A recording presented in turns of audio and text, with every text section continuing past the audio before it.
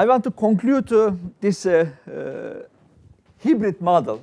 We have started with a Marxian characterization of a bunch of observations, and then made a little remark about how you will convert that from a Marxian framework to a Ricardian, neo-Ricardian setup. And then I have gone into a detailed algebra of how we can make use of that, those observations of that data in a neoclassical setup, so that starting from the same numerical macroeconomic data, you will have a neoclassical long-run steady-state characterization of the same economy, in contrast to a Marxian, an exploitation-driven Marxian equilibrium. And there are a couple of leftovers that I want to highlight. Here is what we had done, if you'll recall. We have had original data where output per labor were observed to be 10 units. 4 units of that go to investment, 6 units go to consumption. Bigger, okay. Little q equals 10, I equals 4, c is 6, and then now the bigger characters will continue. And the capital labor ratio is known to be 2. In this economy, by its very setup, that's a single good corn economy, where today's investment is interpreted in the economist's mind as an accounting framework as capital labor ratio of the next year. So when I mean capital labor ratio today, it is actually seeds invested the past year. The implication of all this story is that by its very nature, depreciation is 100%. This is not an assumption. This is how the economy operates. Logically, you save and invest today, you throw out the seeds. Those seeds disappear as seeds, but they become corn by themselves. But the seeds are gone.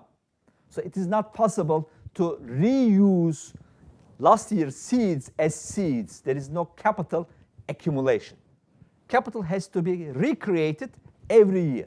That means last year's capital disappears. So this technicality drives the economy because the net profit rate is defined over net of depreciation. If I get this number wrong, then the steady state will be off the track. And from this bunch of numbers, invoking a classical saving function framework, we have argued that W is 6, wage rate is 6, same as consumption, and the net profit rate is equal to 1. Net profit rate plus depreciation 2, that is the, in neoclassical terminology, marginal product of capital per labor, the so-called F prime, the derivative of the production function. From this economy, what we had done is we add, last time, a Cobb-Douglas production function and calculated from this data, alpha turned out to be 0.4. Saving rate is I over Q. Yine küçük yazıyorum, kusura bakma. Saving rate is I over Q by definition, because in the neoclassical framework, savings and investment are identical. Bakın yazıda bunu sorduğum zaman birisi bana saving, investment are işte can be anything but in equilibrium they will be equal falan derlerse sizin diplomanızı yakarım. Okay? This is as important as getting a degree from Bilkent University. One of the distinguishing features of the neoclassical world is savings and investment are synonymous. They are not only equal, they are the same thing. Bir paranın iki yüzü gibi. Yazı tura. It's the same money. Savings on one side, investment on the other side. Anlaştık? Okay. If you want to learn at least one thing from this university, that will be it. Neoclassical economics. Neoclassical production function, identification of savings with investment. This is the origin of macroeconomics. This is the whole Keynesian revolution and the monetarist Milton Friedman counter-revolution is all about. How do we get savings and investment into equilibrium? It is not trivial business. All right. So investment per labor is 4, output per labor is 10. So saving ratio out of income is 0.4 for this economy. And given alpha 0.4, Q 10, capital labor ratio 2, and I can from this data find out, what A is. A turns out to be a funny looking number, something of this sort. It is a calibration parameter. It calibrates the existing level of technology, institutions, whatever contributes to output that I cannot capture with the usual factors of production. It shows contribution to output from anything else that I do not know. Capital 10, capital 2 units, labor, capital per labor is 2 units. The rest is exogenous given factors, technology, institutions, so on and so forth, and their level is 7.5.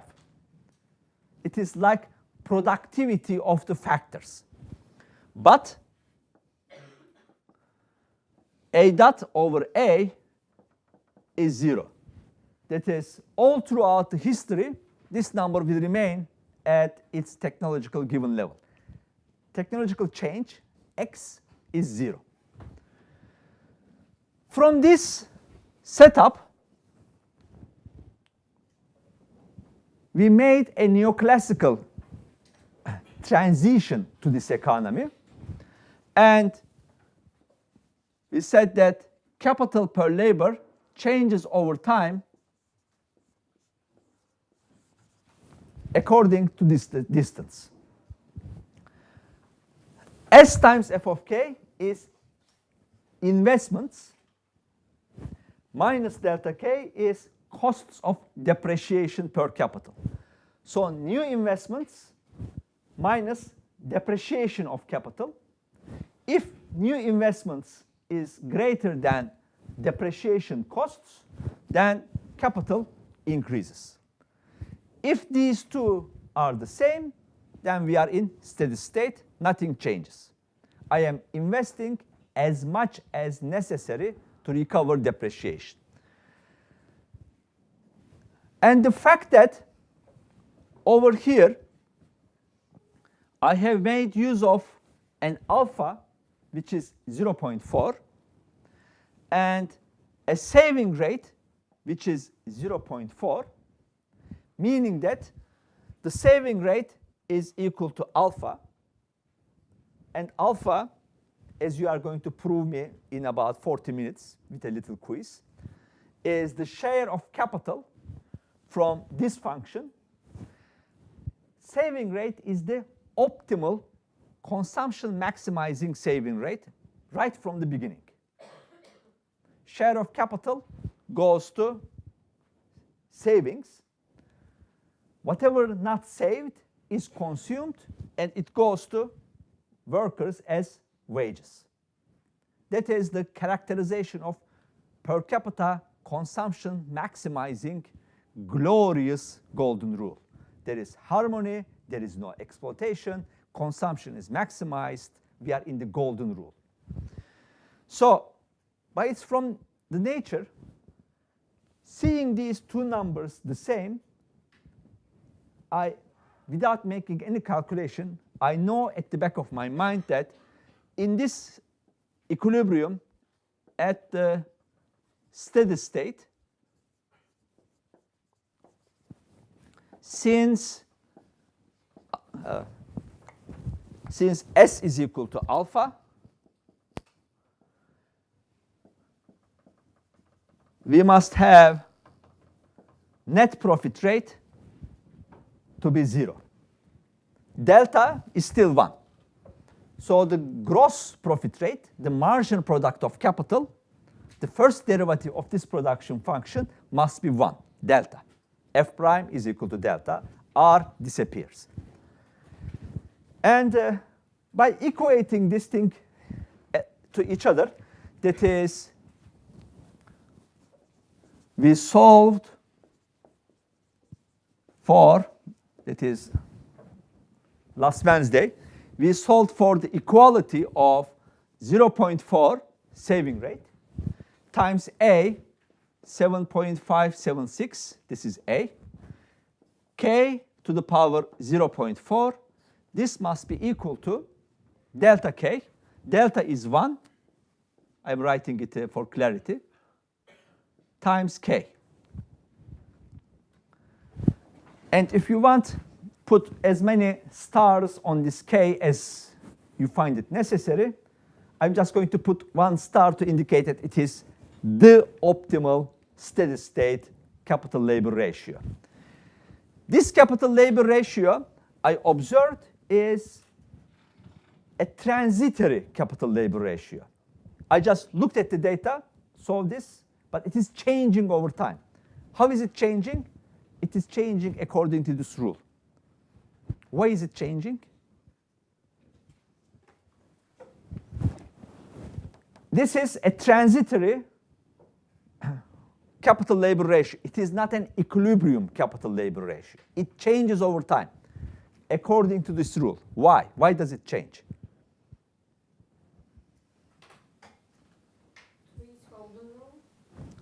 All right, okay. Why? Because there will be less profit opportunities. Right now, we have profit opportunities. Profits, net profits, is non-zero. It tells the economy that if you save and invest on capital, per unit of capital, you get 1 unit of net profits. These are sharks, vultures, right? They are just smelling profit. Whenever there is a tiny little, an epsilon amount of profit, the economy just jumps over it. It's like today's world economies. Hayırlısıyla in about 6 to 8 months, you'll be one of them out in the job market. The days of students with just relaxing and just solving a homework from now and then for a week is just over. Anyway, let me do not get into dramatic events. So, since net profit rate promises a positive rate of return to the capitalists, this number keeps changing over time. The fact that drives this system is this relationship, but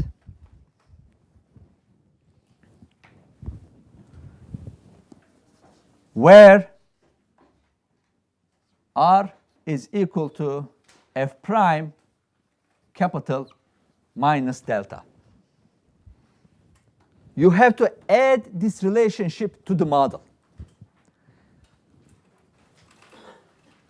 In the original Solow model, it is implicitly there. because it's a neoclassical takeoff. But you may not determine profit rate from this relationship. You have other means. There is a Pacinettian characterization. You may generate an investment function, play around with it, give some saving rates.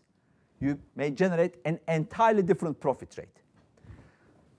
So this relationship plus the definition of the net profit rate in the neoclassical setup, which says net profit rates is the marginal product of capital.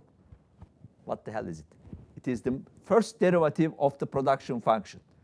Is it differentiable? Yes, this is a very nice looking, tamed, user-friendly production function that is continuous, differentiable with admitting maximant. It is the most beautiful animal that you can play around with. Marginal product of capital, net of depreciation is the profit rate in this setup. It is positive, therefore you continue to invest. If you continue to invest, this marginal product diminishes over time because this alpha is some number less than 1. It tells you that if you accumulate capital per labor, marginal product of capital is diminishing over time. If that number is diminishing over time, if you continue putting in more capital per labor in this economy, F prime falls, falls, falls, and until it reaches to 0, where F prime evaluated at this K star is equal to delta, 1. To find that K star, now we are using the equilibrium relationship. Under the steady state, there must be a net profit rate of 0 because I have guaranteed this. And now I am finding out what is the new capital labor ratio. And when we solved that last Wednesday,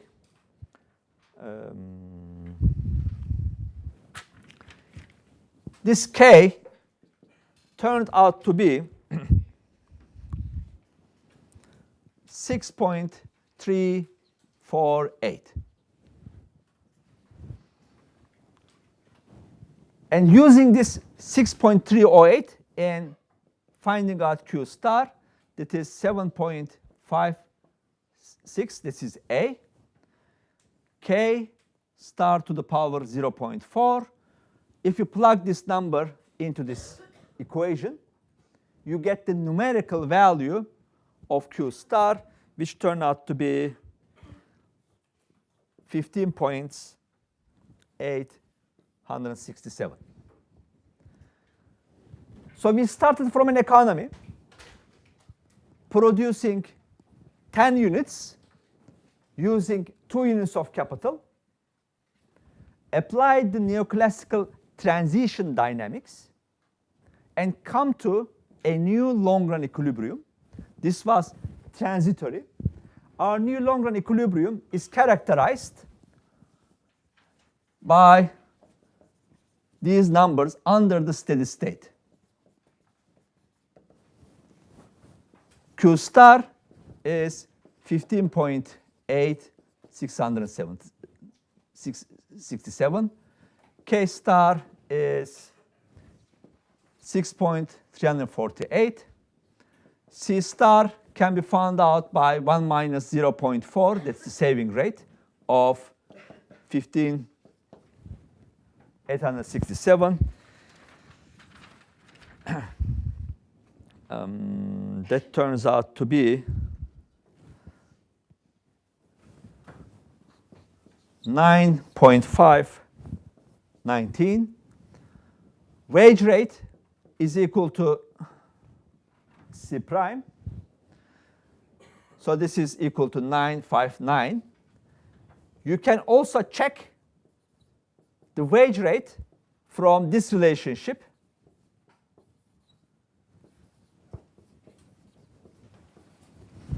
As the wage rate equal to the marginal product of labor, which is output per labor minus profits per labor. Output minus profits is equal to the wage rate, all per labor.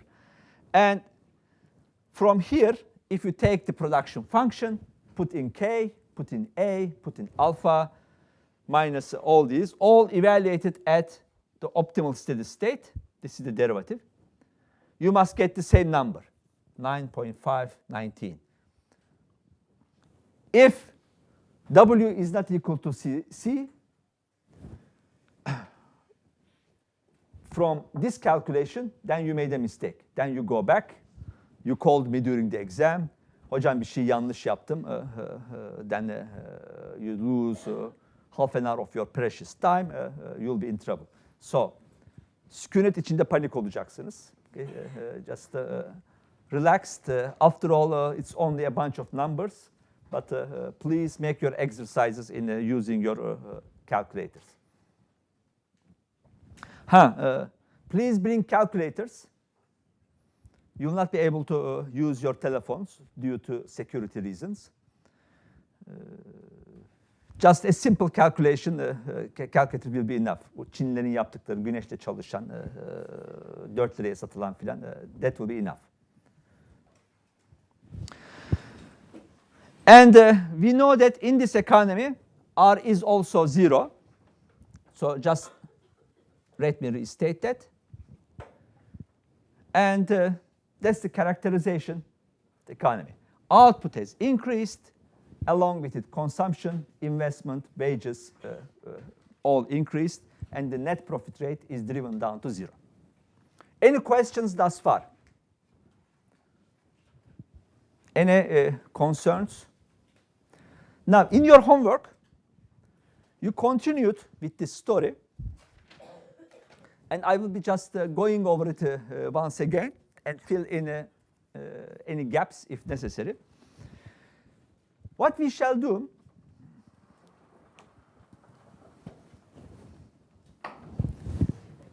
is consider the implications of introducing a minimum wage above this 9.5 value. Suppose that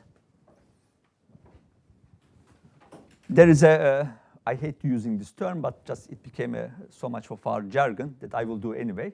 There is a populist government, introduced a floor on wages. You feel the propaganda, benim işçim, benim köylüm, benim memurum, that sort of a thing. Suppose that we introduced a law saying that wage rate cannot fall below 10. In long-run equilibrium, the economy operates under flexible wages as 9.5 units. But now we are in an economy with wage rates set to 10 units. What would you expect? How would you characterize the transition? What should be happening?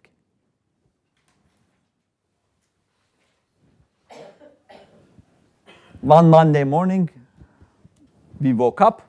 There are trumpets singing aloud. Wage rate is now 10 units. And as an economist, you are called up by some hani bu televizyonda nefes nefese konuşan anchorman, anchorwoman gibi karakterler var. They ruin my breakfast all the time, but anyways. So one of them just picked you up. What would you expect? Why? No, go from the production side first. Because production first, then incomes are generated. Remember? What will be the effect on production technology? What will you expect capital per labor? Right now it is 6.3. Will it increase or decrease? Because cost of production increases. Bir dakika. There is no inflation or anything in this economy. The costs of production will increase from the wages side. I am asking capital per labor. Right, this number.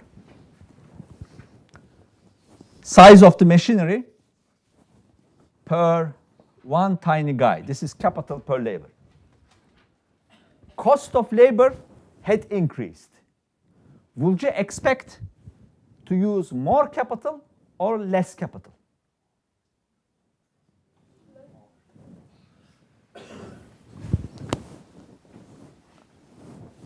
Capital, labor. There is an isoquant, which is continuous, enjoyable, and there is, what is this thing called? This black curved line. What does it show? Bunu hayatınızda ilk defa görmediniz.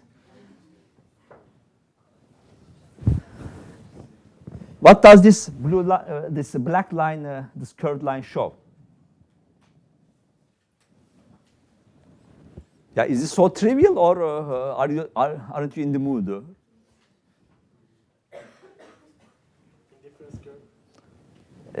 In the consumer space, yes, but we are in the capital labor space.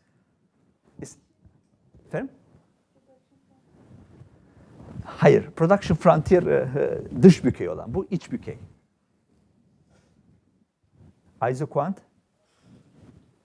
What does the isoquant show?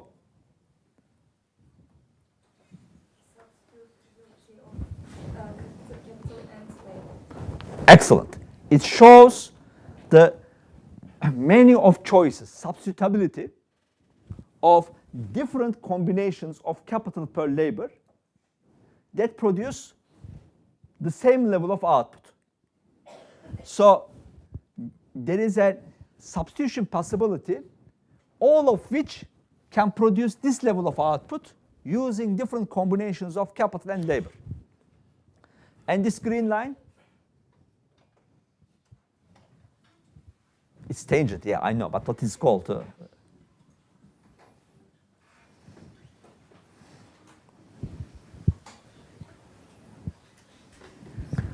What is its slope? This thing. Capital labor ratio is found this way. This is the capital, this labor, and this capital labor ratio is 6.3. How did I get there? The slope, wage over R, wage rental ratio. It's like the consumer, PX over PY, budget constraint. This is the budget constraint of the producer. So the wage rental ratio, the input costs, is tangent to the isoquant at the maximum, and this produces this combination for us. And now what did we do? We had increased this W to 10. So once we had increased this slope becomes steeper. This is W bar over R. Okay, from this, we have an increase in wages, so the wage rental ratio increased, therefore that slope became steeper. You need more capital because labor is cheap. Labor is more expensive, capital is cheaper relative to labor. Why? Because we have introduced this intervention. We are not arguing whether it is doable, efficient, inefficient. That's what the producers see. Producers see a new wage rental ratio. Now the costs of labor is more expensive, costs of capital is cheaper. Therefore, I should be using more capital per labor in order to be able to produce this much of output. But we also would like to be in the steady state. And the steady state is characterized by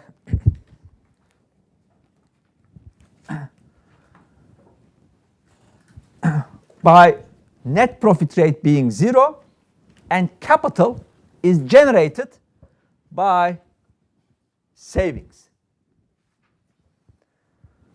Now, if saving rate is equal to 0.4, this produces me this level of savings. This level of capital, 6.3.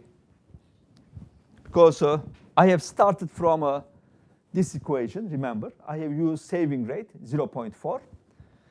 And under the steady state, it generated, what was that number again? 49. Right. But now I need more capital. More capital necessitates more savings because it will come from somewhere. This much of savings produces only this level of capital. Therefore, saving rate must increase to be able to generate more capital per labor. That is the mechanism. Dolayısıyla when that Jin John asks you what kind of a transition would you expect out of this, this should be your economist's answer. That since labor is expensive, I need more capital, and to have more capital, saving rate must be increased in this economy. Otherwise, you have to borrow more capital from abroad. I'm assuming away. This is a non-traded community. Size birisi tweet atabilir, hocam doların fiyatı ne olacak falan gibi. There is no such a thing as dollars or euros or anything. There is only one good. So the only thing that has to adjust has to come from whatever generates capital domestically, and that's the savings. So let's find out how this thing operates.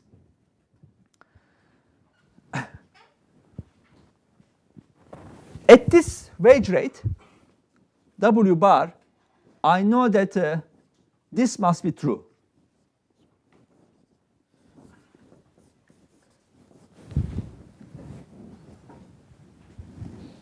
That's what the producers will be doing.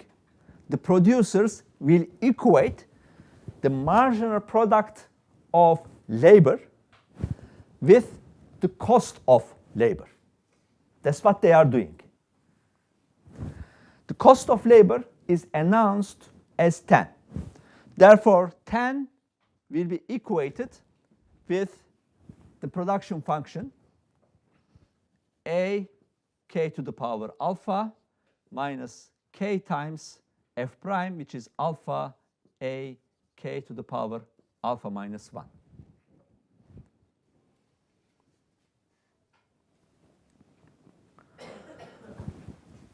And this is equal to a times 1 minus alpha times k to the power alpha. So from it, this is equal to 10. And from here, you are going to put in a, this 7.5 number, alpha 0.4, 10 is 10, and from here, you will find out new k bar, numerically. Solve for this thing, and this is our new k, 7.179. So what happened? Introducing a new equality on the isoquant, we now have new capital per labor. But in the meantime, everything is thrown out of balance. Capital has increased from 6.3 to 7.179. Now, to sustain k bar, S must be increased to what?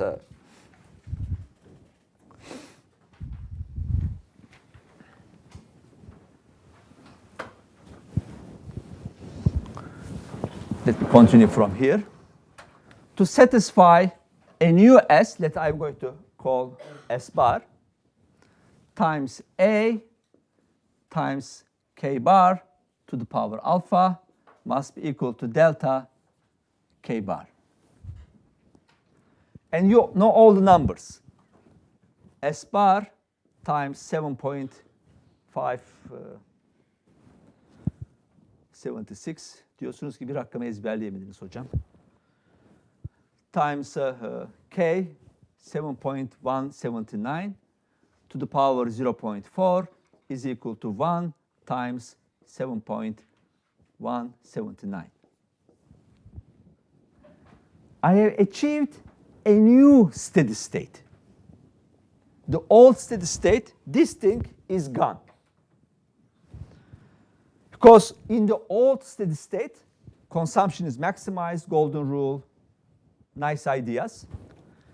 Wage rate was 9.5. Now I have increased to 10. As I did this, K has changed. If K has changed, everything must have changed. And this is a new, if you want to call this, call it distorted, because I have distorted the wage rate. Buyurun. Beautiful. Alpha doesn't change. Alpha is technicality. But I have to change S. Because to produce or to generate this much of capital, you have to do something. It will not just come about from heavens.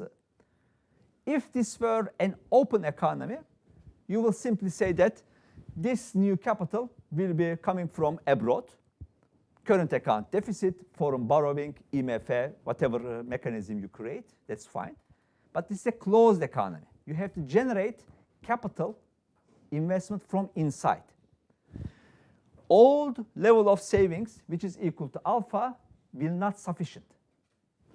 So S bar, if you do all this mathematics, sınavda bunu yaparsınız değil mi? Korkunç, yani şu tür işlemler yapıyorsunuz. Allah evet demeyin, yani biraz evvel şundan biraz tedirgin oldum. All right. Suppose that everything goes as desired and planned, and you come up with the new S, which is 0.43. Saving rate is no longer 0.4. S is not equal to alpha anymore. Fine. Well, let's continue. Let's calculate new output level. New output level is A K bar to the power alpha. A is 7.576. K bar is 7.179. And alpha is 0.4. And new Q bar turns out to be 16.667.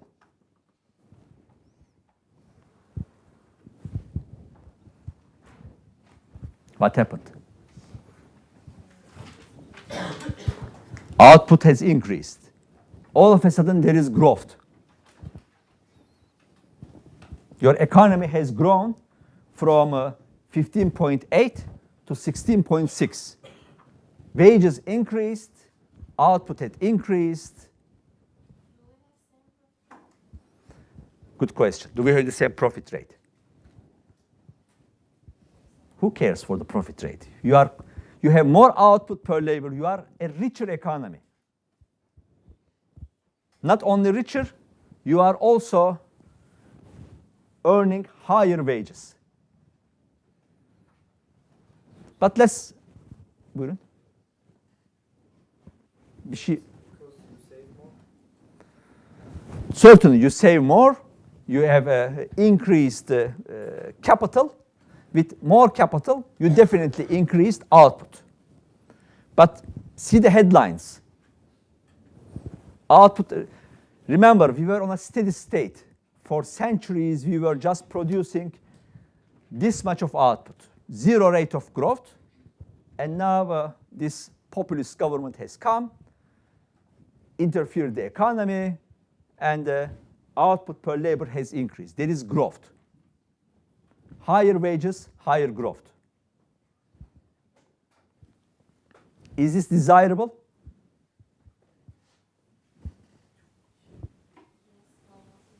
All right, let's see why not. Let's check the profits first. How do you find the profits? Profit rate is F prime evaluated at K bar minus delta, which is 1. So F prime is this thing, alpha A K to the power alpha minus 1. And if you put in the numbers, that is alpha is 0.4, A is 7.576, K bar is 7.179 to the power alpha minus 1, that is to the power minus 0.6. And this is, let me call this R bar. R bar turns out to be, if you make this calculation, minus 0.071. Sorry, exactly, minus 1, definitely. Yeah, you get negative profit rates. The hell with the capitalists. They were sucking the bloods of our children and ta-ta-ta-ta-ta. Red flags everywhere. You are marching. Higher output, higher wages. And we are finally victimizing the capitalist class. Okay. What is missing now? Which variable we haven't found out yet? Wages is 10. That's the first thing I know.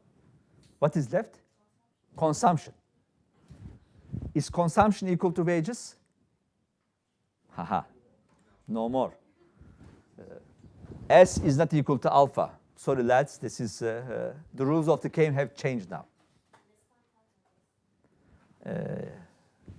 What is 10? Eskiden 10 muydu? You mean less than wages, right? But previously, it was, C star was 9.5. Now, let's see what it is right now. Let me write it over here. C bar is output minus savings. That's what C bar is. That is F of K bar minus, or simply write this output Q bar, this number, minus S times FFK, or it is equal to 1, this is S bar, 1 minus S bar times Q bar. Output not saved is your consumption. You don't have to calculate any A's, K's, or whatever. Output is this number, and savings is calculated to be 0.431 times 16.667. This is consumption. 1 minus new savings times new level of output. And that turns out to be 9.488. W is 10, and consumption is 9.4, but more importantly, old consumption was 9.5. So higher wages, higher per capita output, income has grown, but consumption has come down. So this C bar is less than the golden rule C star, and that's the definition of the golden rule. Is per capita consumption maximizing level of the economy. You interfered, output has increased, but that increase in output has gone to where? It has gone to accumulate more savings. In fact, if you calculate, çok şey silmek istemiyorum ama I have to. Let me clean this site. So this W bar minus C bar, this difference, that is 9, 10 minus 9.488. Right? Yanlışlık yapmıyorum değil mi? Ha, pardon, neredeyim?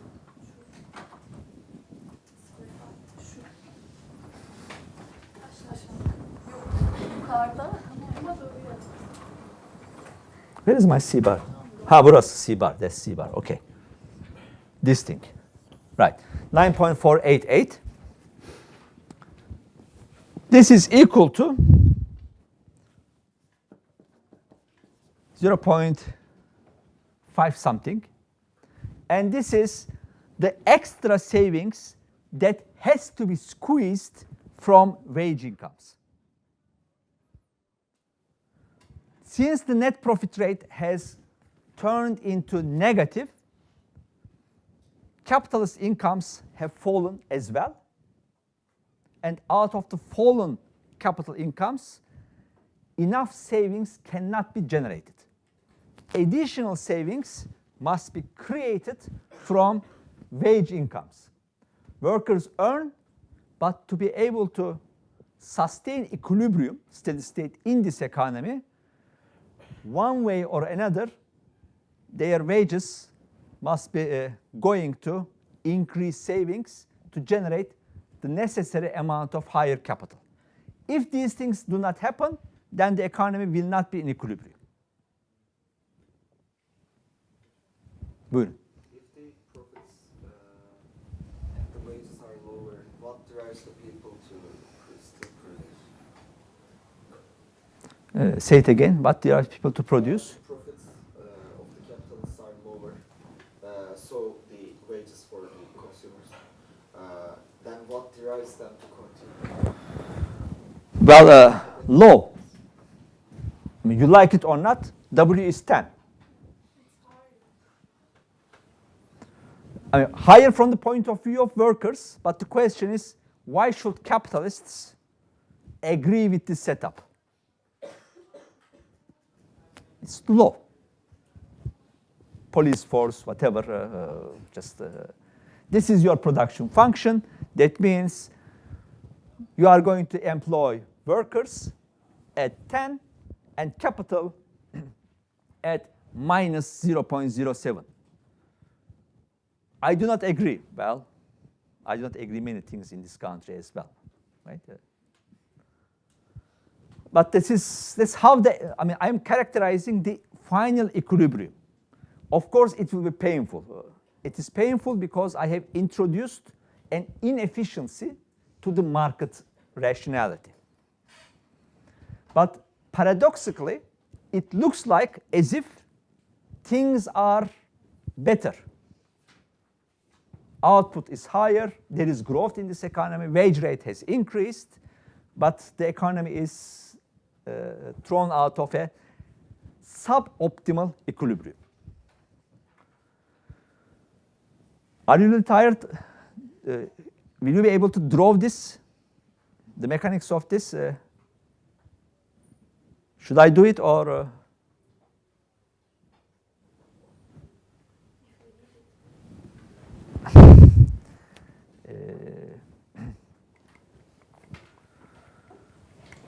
Yani if you need, sınavda böyle soracağımı düşünüyorsanız haklısınız. Evet, sınavda böyle gelecek.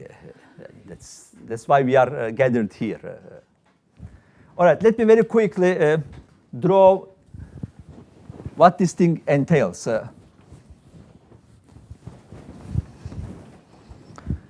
This is what's happening. Solov's standard graph. There is a production function. Production function is Q is equal to A, K to the power alpha. A, this number that I couldn't memorize yet, 7.5, and alpha is 0.4. Whenever you put K, you use those numbers and find out what output is. Let me extend this a bit.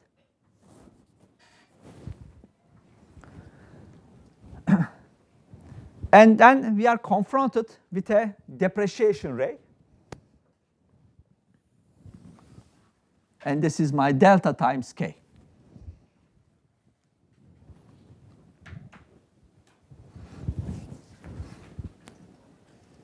Now at this point, please just watch the board for a moment. This is how this economy operates. This is how you will find the golden rule. The slope of this line, delta, must be equal to the slope of the production function. F prime must be equal to delta. Bundan kuşkusu olan var mı? Ne yaptığım, bundan ne ifade ettiğim konusunda herhangi bir huzursuzluk yaşayan?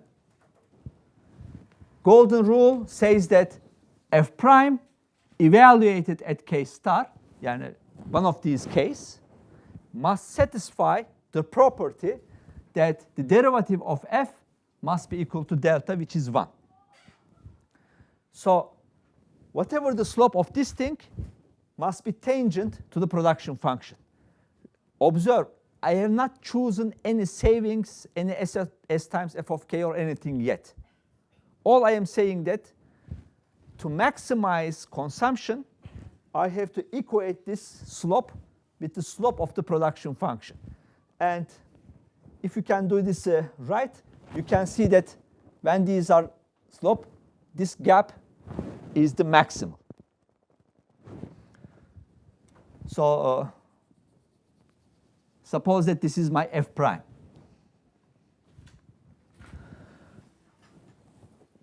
So this must be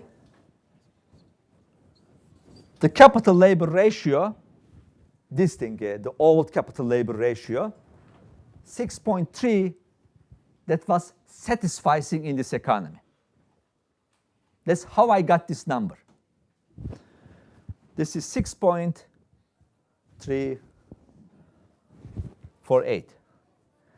Yazılıda bu kadar uzun uzun decimal point yaratmanıza gerek yok. 6.3 deyin, yuvarlayın, geçsin gitsin. Well, how do I generate this? This is the point where delta K must be equal to the saving amount of this economy. Therefore, you had to choose the savings. It is S times A K to the power alpha, where S is equal to alpha. That is the optimal saving rate that generates steady state equilibrium at the desired amount. But this is the sequence of events. Production function first, the delta, use that delta to calculate the capital labor ratio. You target that, and then you find out that K by drawing the saving rate afterwards. Let me put a star here, this to indicate that is our 0.4.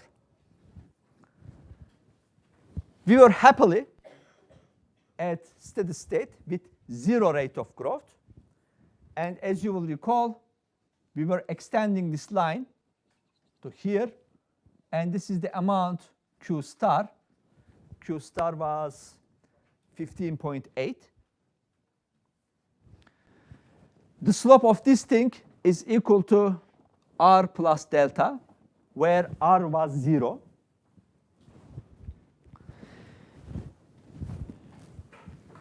And as you are now familiar with the concept, this portion is wages, this portion is profits. So this was our W star,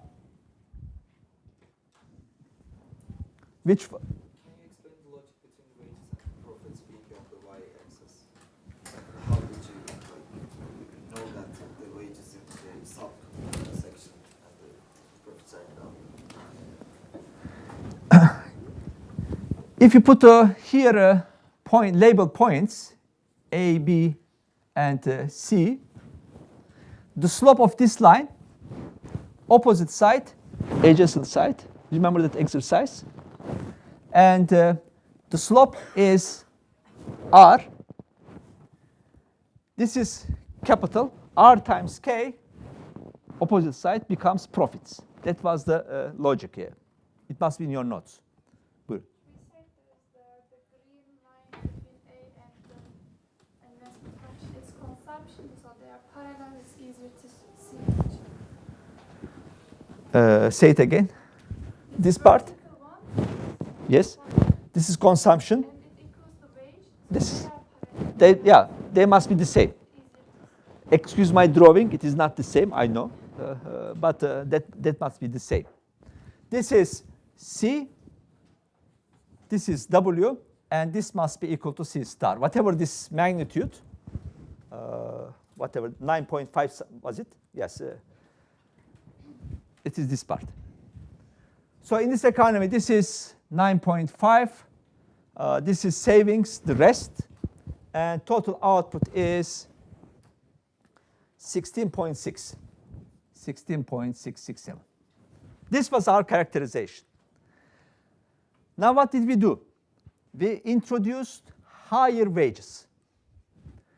That is, wages have increased.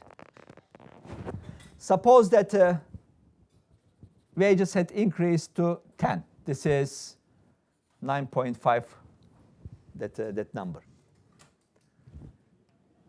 And I am still applying the equilibrium principles. That is now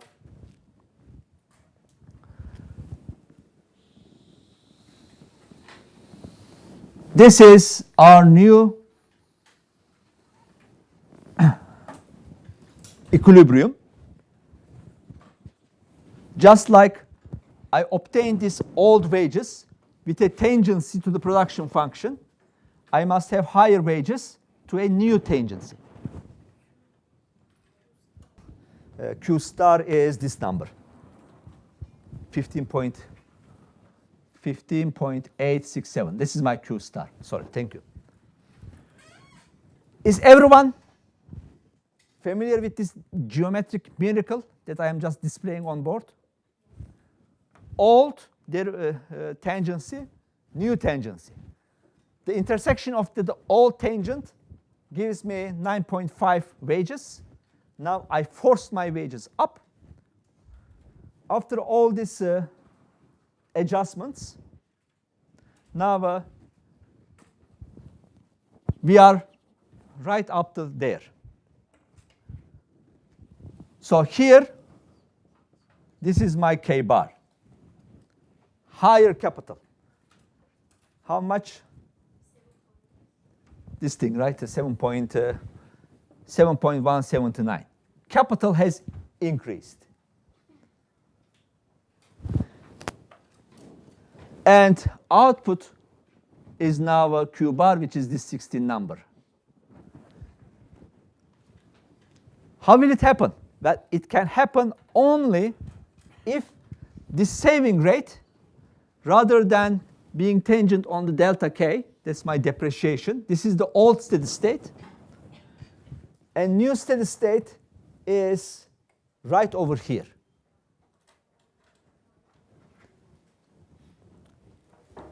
How shall I get this? Well, I must increase S to higher to intersect this just at the new steady state. I have to support this new equilibrium by proper choice of the savings. Okay. I must support this new equilibrium, K bar and Q bar, by re-evaluating my savings.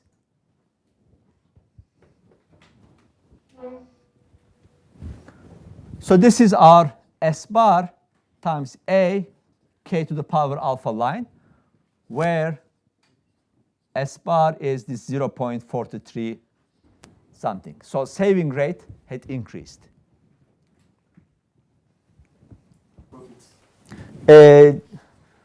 Definitely, right.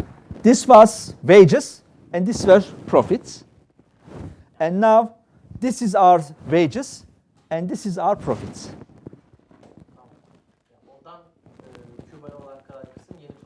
Exactly.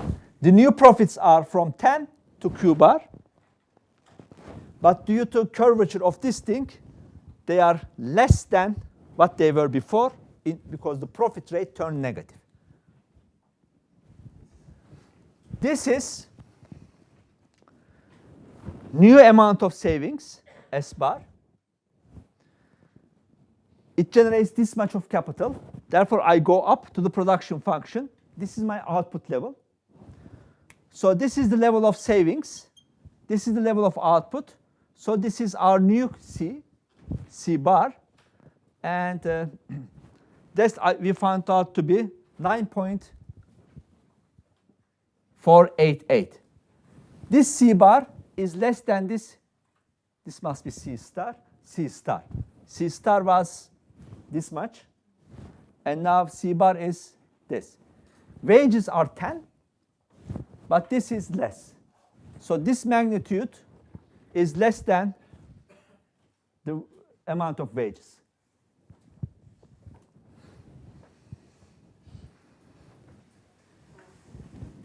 Evet. So the Q also increases. Q is increased from Q star to 16.